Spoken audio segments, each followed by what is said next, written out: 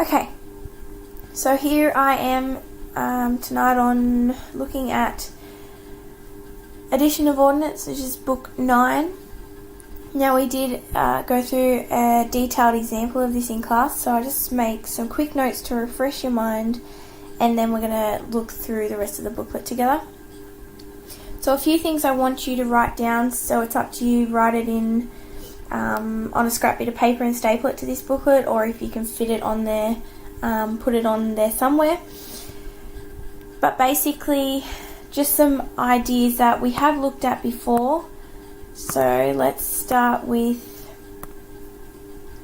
knowing that if you take an odd function and you add it with another odd function, you get an odd function.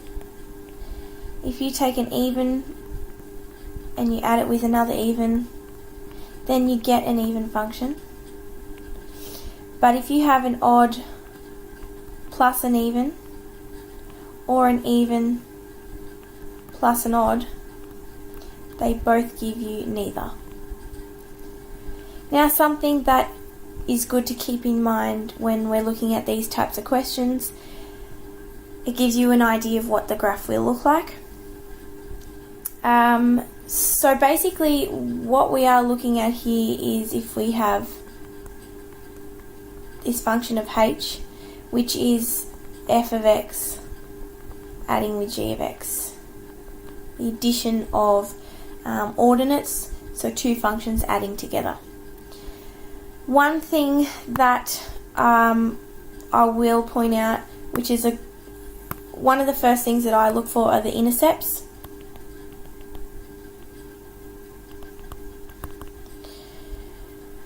So we can find our y-intercept easily by making x equal 0. So our y-intercept at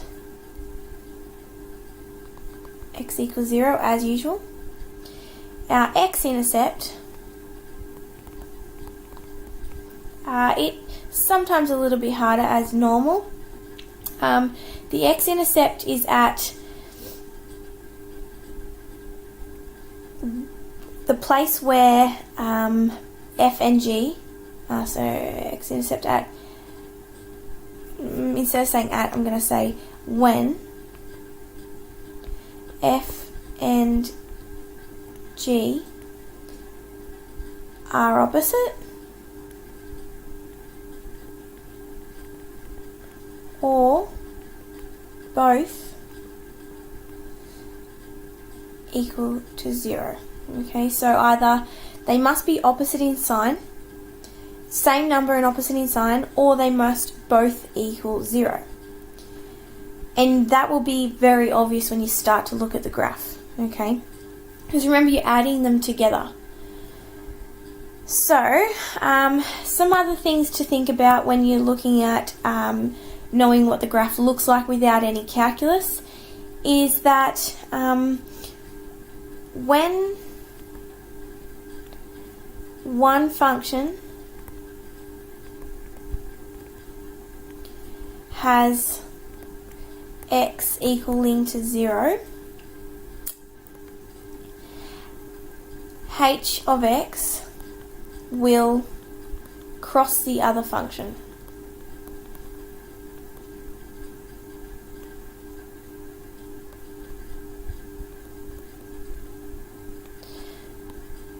Once again, it'll come together and make a lot more sense when we look at an example question, and I will illustrate all of these ideas. But basically, if f of x was 0 equaling to 0, then obviously if I have this value here equaling 0, h of x is going to give me the answer of whatever g of x is, which is exactly what that yellow writing there is saying. When one function has the value of x equaling, actually no, sorry, I shouldn't say x equaling 0, at the value that the y value equals 0, the value that when you sub in x you get 0. So I'm just going to change that. I can leave it as equal 0, or I can change it to y equals 0. I try not to bring in too many different variables to make it a bit less confusing. So let me just clarify that. When one function equals 0, which is an x-intercept. The h of x will cross the other function.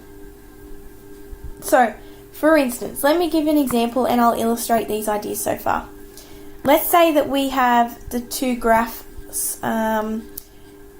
we'll call it f of x is equal to x squared, g of x is equal to 2x. And I want you to sketch h of x, which is f of x plus g of x, which you can see is x squared plus 2x. Now, I know how to graph x squared plus 2x, so this question is purposely easy for you. However, I'm going to follow these rules and graph this so that you can see how these ideas are linking in. So, start by graphing both individual functions on your axes. So x squared and 2x. Let me make it a bit more scale.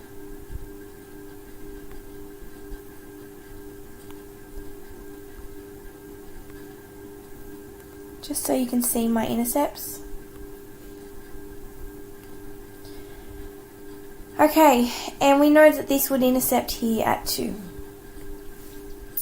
Okay, now,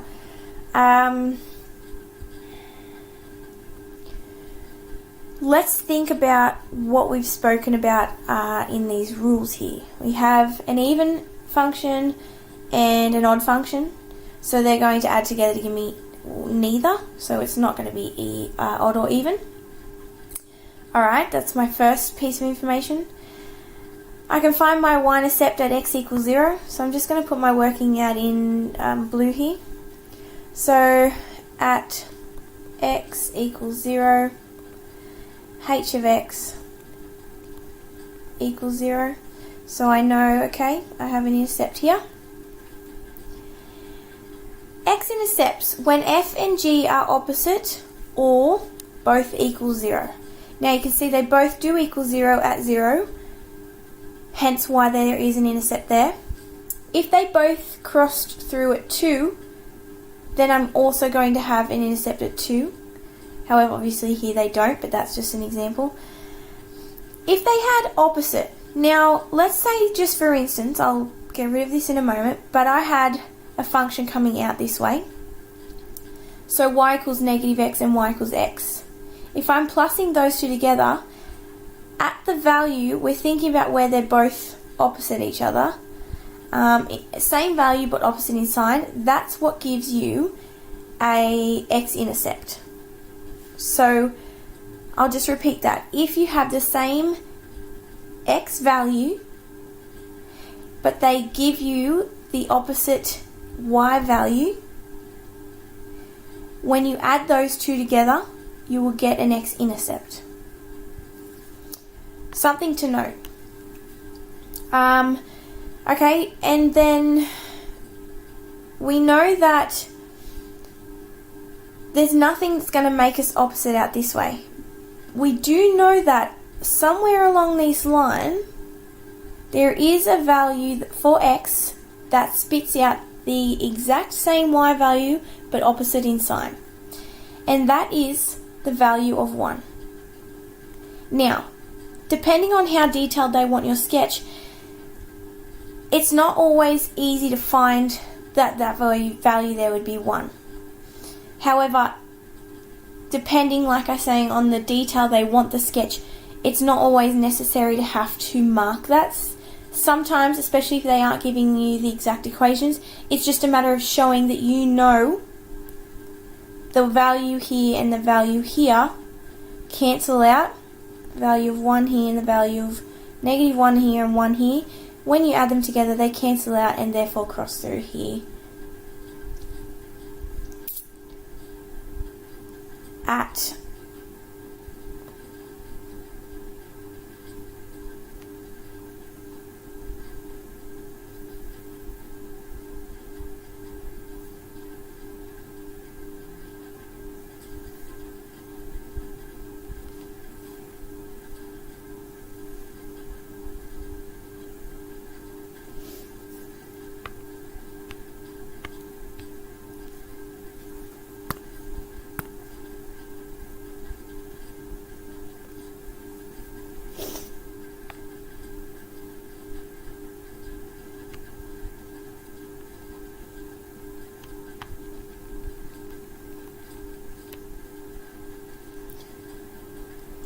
Okay,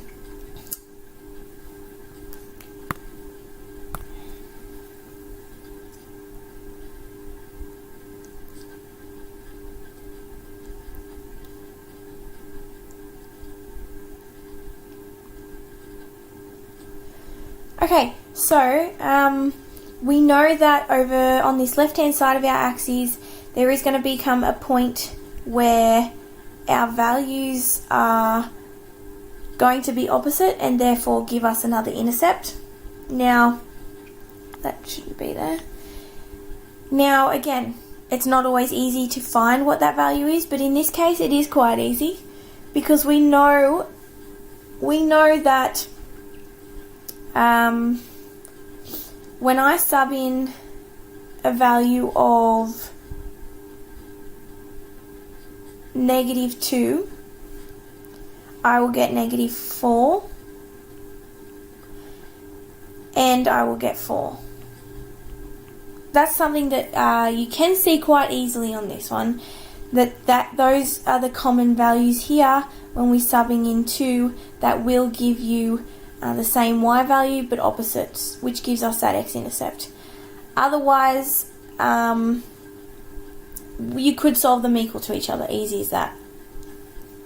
Okay, so I have 2 intercepts and I have my y-intercept labelled, my x-intercepts labelled. Now it's just a matter of knowing that this is a parabola because it is x squared, so I can complete it knowing the shape that it takes. Another note, something that you can do is, this one is so straightforward because you know how to graph a graph like this anyway, but you could use calculus here, find your minimum, or you could find the vertex from the parabola. Very, very, very easy question. You are not going to get one that easy, but I just wanted to use that as an example of how to illustrate these rules. So please write them down somewhere. Okay, so let's move on then. So we have spoken about this example, so we are going to keep moving forward to the next one, which we did this one together. So the next one we have not done is this one here. So usually something that's ugly like this, the first thing I will do is just differentiate and try and find any stationary points. It's very ugly. You can start by looking at our rules, but we can see here there's no time that they're opposite. They never both equal 0, so it tells me straight away there's no x-intercept, so most of those rules are going to be knocked out. We've got what else do we have? We have both our values equaling 1. Okay, so if you have, when you sub in whatever x is here, you get an answer of 1. Whatever value you sub in, when you sub in x equals 0, there you get 1, which tells me that I am going to get a result of y equals 2 for my intercept here. Quite straightforward. So let's go back over here and now differentiate and find any stationary points.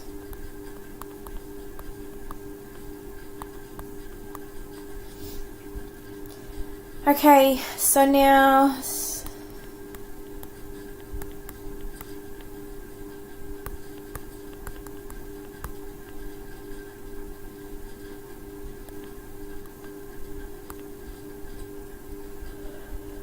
you get an answer looking like this, and it's asking you, when does e to the x equal e to the minus x? We can see that from the graph, it is at 0, but otherwise think about what value of x could you sub in that it's the exact same answer when you sub in that negative of it. The only possible answer would be at x equals 0. So I know that there is a stationary point at x equals 0. I know that when I sub in x equals 0, I get 1 plus 1, 2. So there's my stationary point. And I could differentiate again. I do know though where this is heading. So I have two options what I would do here. I could differentiate again, or I could think about what's happening to my values of x. If I sub in bigger values of x, so as x is approaching infinity, what's happening to y? Think about the values that you're going to sub in. As x, this is e to the x is just going to get very big. Now, e to the negative x, that's the exact same thing as 1 over e to the x. When you're subbing in greater values, you're going to get a greater denominator, so that's not going to make much difference. What's going to happen though is, as you sub in huge values of x, y is going to end up approaching this. Here isn't going to make much of a difference to my answer.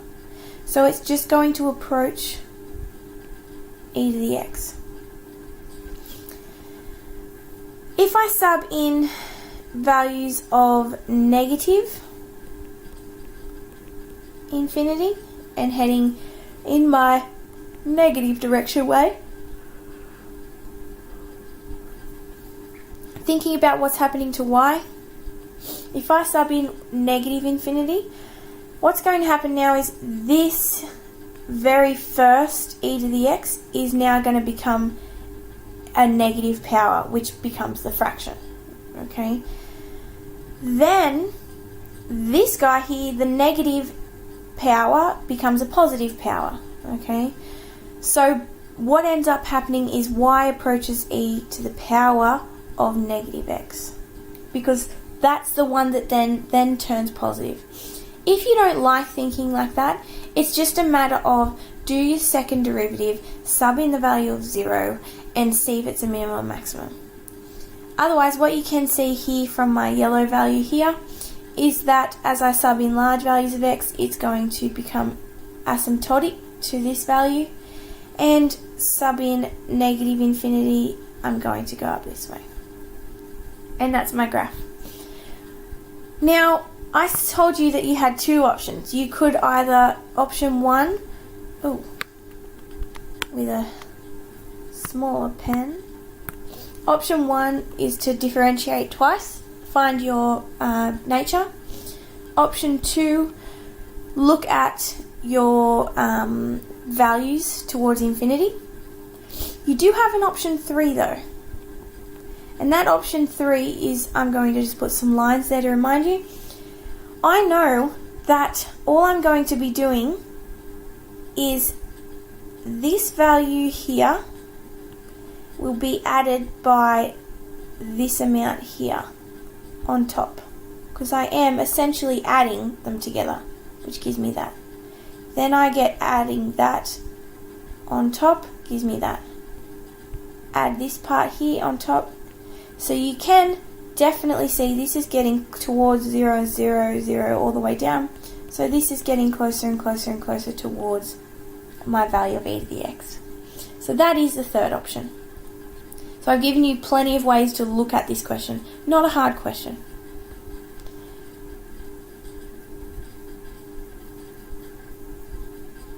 Okay. Let's keep going. Next. Okay, now we did one similar to this in class, I believe. The one we did do was quite similar, if not perhaps the same. Either way, let's have a look at it again. Now, the first thing I'm going to do is, usually I will find my y-intercept. Okay, so my y-intercept.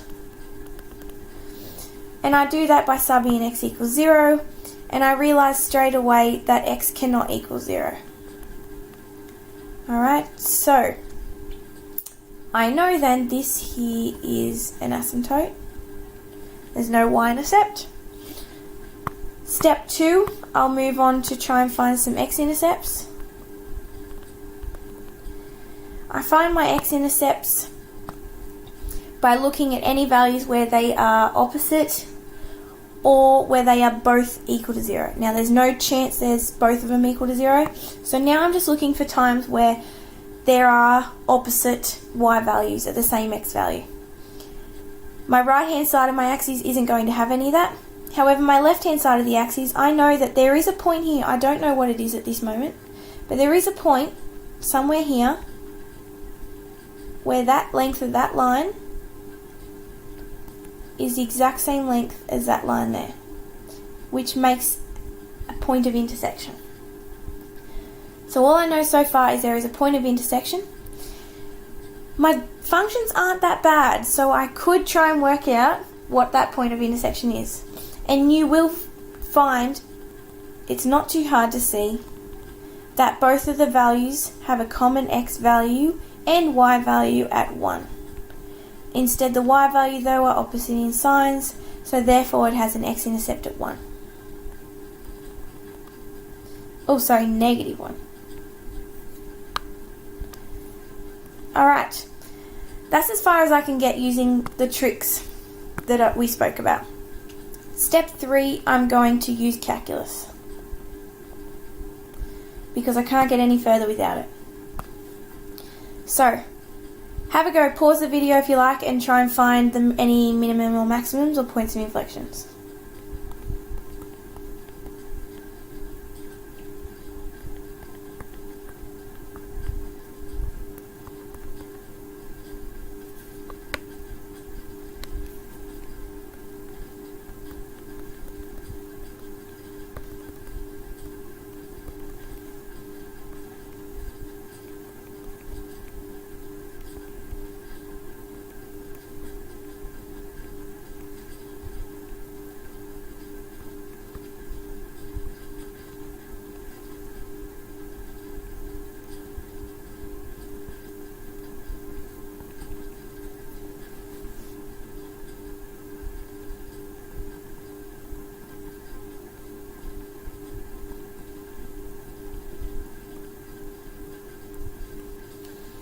Alright, there's our stationary point. I can see that that means I am going to have a stationary point about here. Maybe that's a little bit out of scale. If my one is here.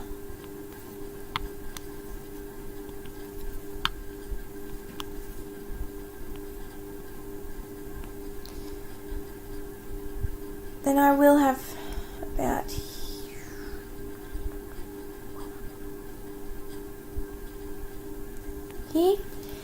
I know that if I have a common value at 1 and 1, then they will intercept at 1, 2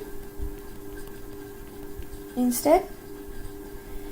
And if you find your second derivative, which I suggest you do, you'll find that it is a minimum.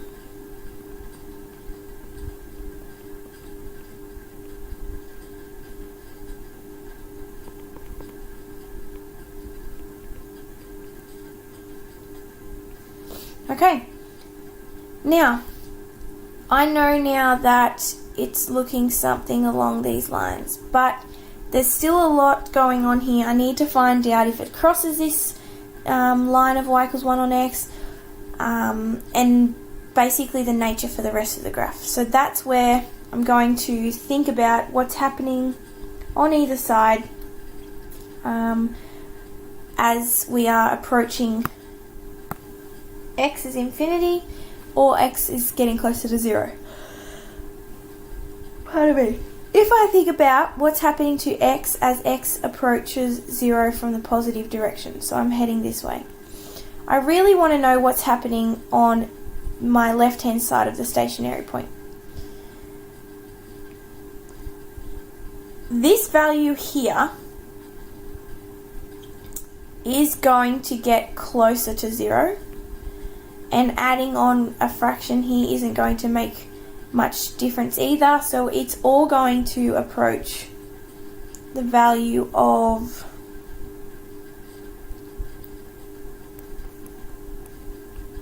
zero.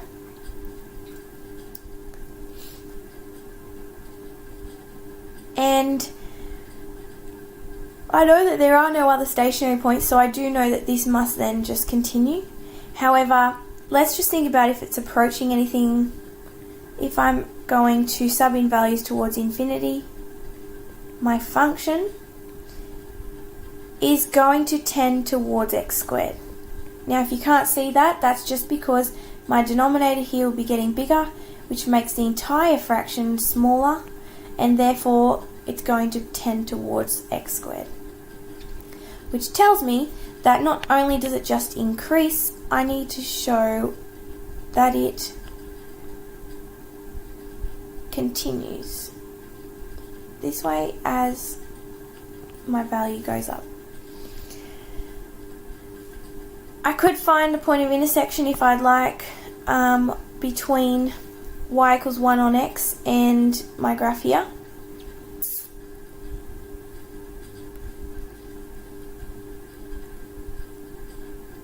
So when do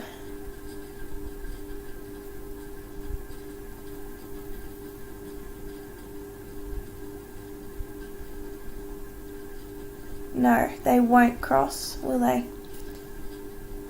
Because as you sub in values getting closer to 0, so like 2, no, let's say a half. And remember, it is just a graph, you can plot points. But if I have a half and I square it, I get a quarter. And if I plus 0.25 with 1 over 0.5,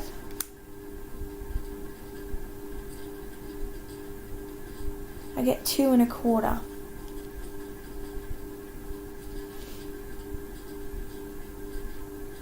Yeah, it is going to approach, rather than approaching 0, it's going to approach x squared here. And that's simply just because subbing in values smaller and smaller and smaller,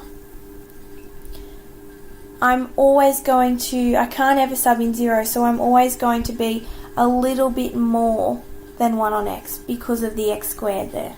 So I will always be slightly above 1 on x. So if I zoom in here, let's try and make this a bit more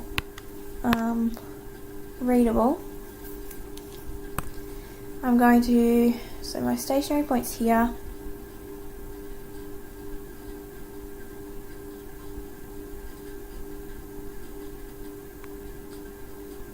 End up with a graph looking like that. And let's think about what's happening as I sub in values of 0 from the negative side. Because I know that there is a point of intersection here on my x-axis, I need to know what's happening either side of it. As we get closer to 0, then if we're subbing in values closer and closer to 0, I'm always going to approach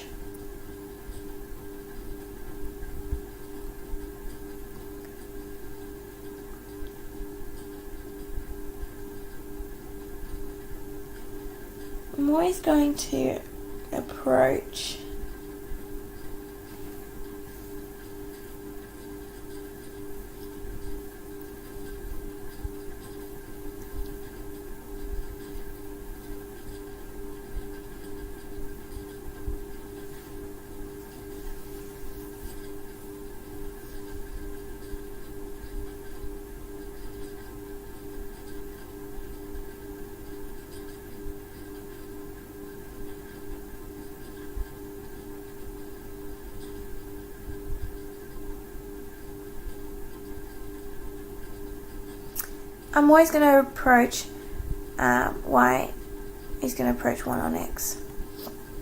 And you can see that here that I'm going to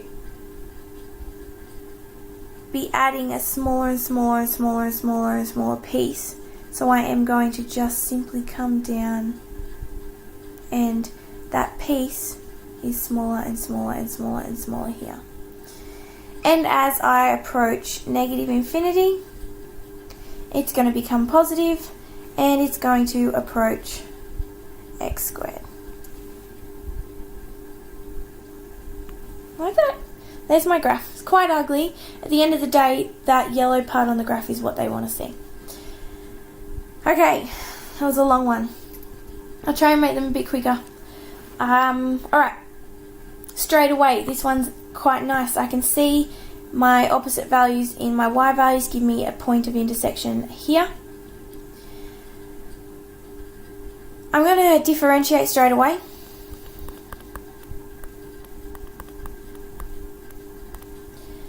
Rearrange, I'll end up looking like this.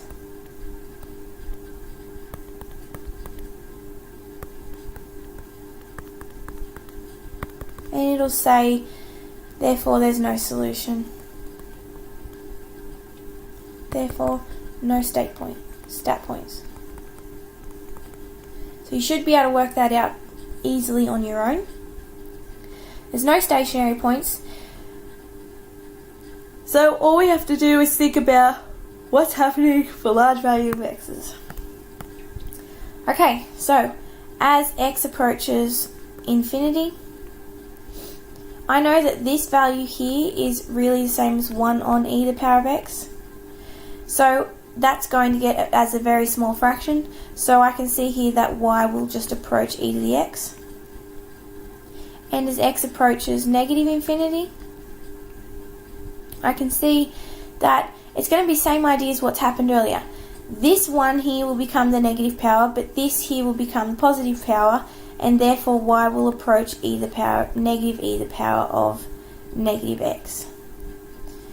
Which tells me that as my x's get large, I approach an asymptote here, and my x's will get small, I will approach the asymptote here. And there's my graph. Okay, let's keep going. Alright, first thing, I say, okay, y-intercept at x equals 0. Oh, hang on a second, x can't equal 0. Okay, that's interesting. So x can't equal 0. So there's no y-intercept. Gives me an asymptote here.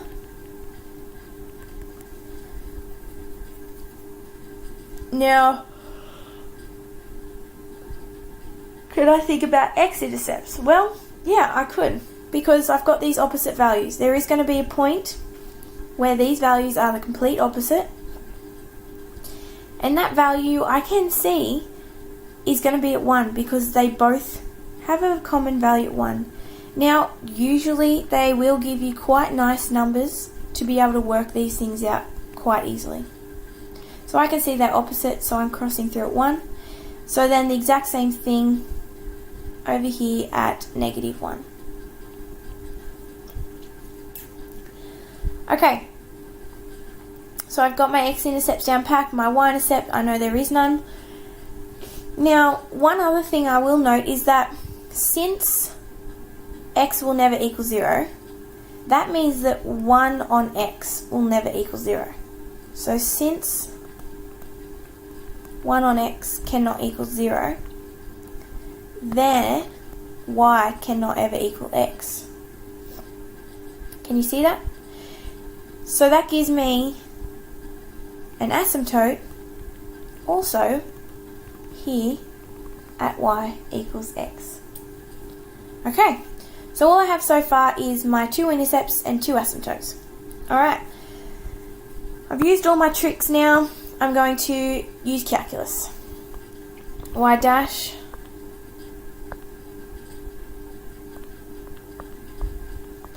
rearrange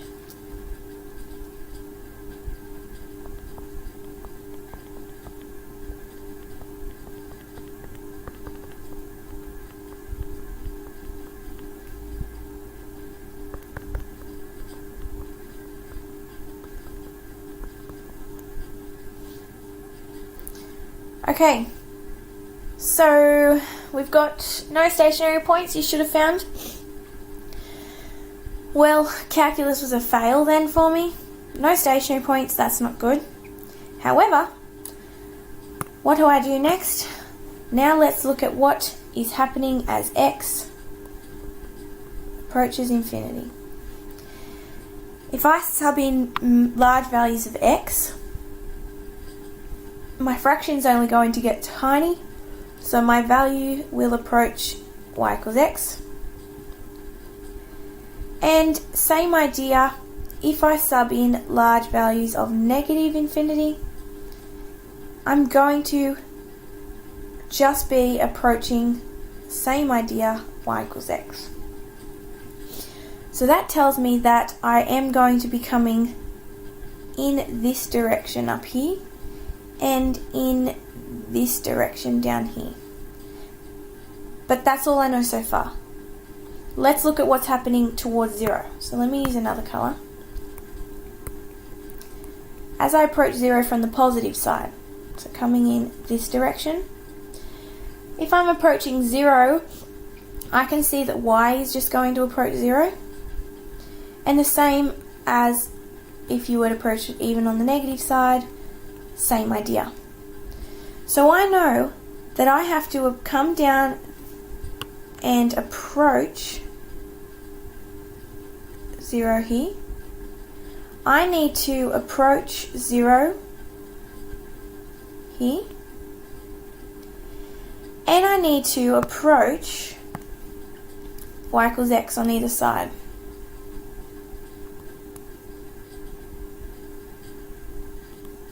Not my best work, but you can see what's happening. So think back what I did. All I did was I used my tricks. Do I know any intercepts? I tried to use calculus, and then I looked at the nature of the entire graph.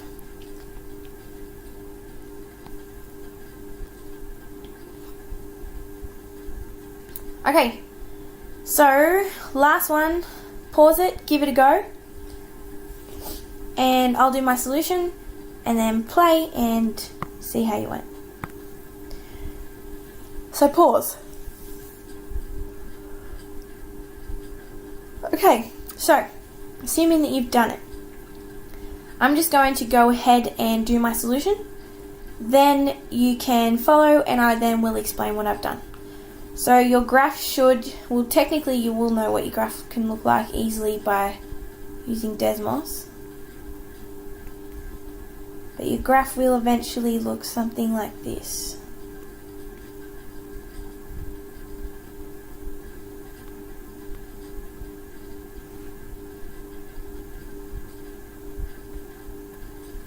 Okay, bit dodgy. Alright, how did I work this out? I said, okay, well, I know for a fact by my little rules that I gave you at the start of this booklet, when one of my graphs hits 0, there's an intersection point on the other. So when one function has an x-intercept, my graph intersects the other function.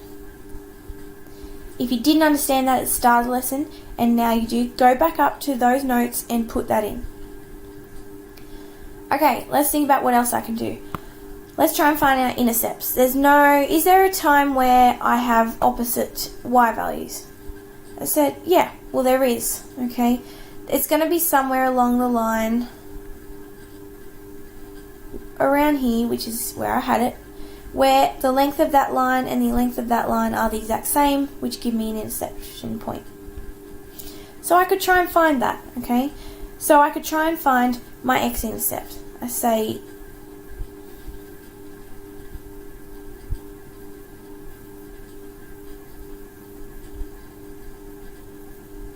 I know there's x-intercepts where y equals 0. So log of x equals negative x. Ugly. What can I do? Not a nice equation. Can be solved. Can it be solved? Well, it has to be able to be solved because it is in here. So it's a matter of just using your exponentials.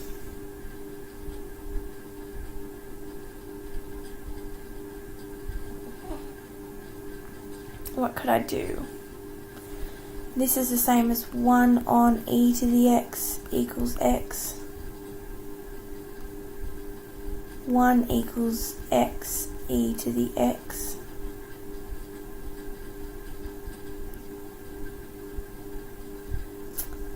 Let me get back to you about how you'd solve that. Otherwise though, we do not need to know the value unless it specifically says in the answer to state necessary information or state intercepts.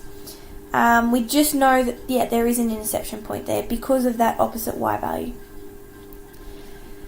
And then I can use that little trick that I said, well, I know that this value, this line here, is going to add on this part here to here. Then I'm going to have this plus this bit here on here. Then I'm going to keep going. This part here will have this added on to here. And you can see what's happening. Otherwise, you can see that as x approaches 0, y will also approach 0, which is why you get an asymptote coming down here approaching. You can also see that x cannot equal 0, which gives you that asymptote anyway. Why can x not equal 0? Because you can't take the log of 0. Okay, so that's that done. Have a read through x plus sine of x, something that you should be able to do now. I will have the rest of these videos up within the next, probably most likely tomorrow night. I'll have most of the other graph videos up, and I want to aim for a short formative on this topic. Once they are all up, I'll give you a few days to look over them and give some study, and I do want a formative to see how you guys are going. So I will have the other videos up very soon. Right now, if you have any questions, write them down and ask me in class. Otherwise, do your homework, write a summary, and then have a go at the exercises in the Sydney Grammar School book.